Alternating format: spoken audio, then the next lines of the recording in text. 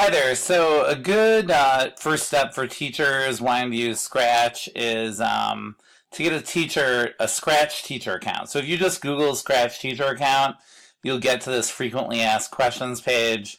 That will tell you all about it.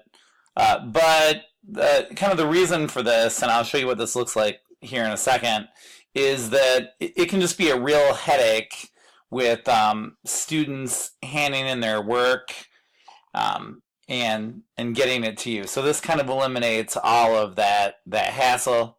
What it looks like from your end once you have it is that you'll have my classes under here under once you sign in, and it will list all your classes. If you want to create a new class, you can do that. So I can say design one third period,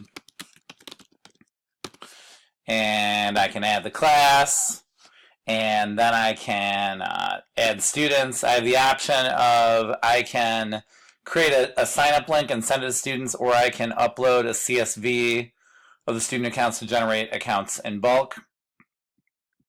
This really saves a lot of grief. What it looks like once students are signed up is, here's one that's just class that says 7 students, and then if I want to see that student's work, I can just click on that and I have access to all of that student's projects that they've shared. So yeah, I really recommend it because if students try and share with the link, they also have to go into their email and verify that. Sometimes that's been a problem with some of the design students. Another nice thing is that this lets you reset passwords for students.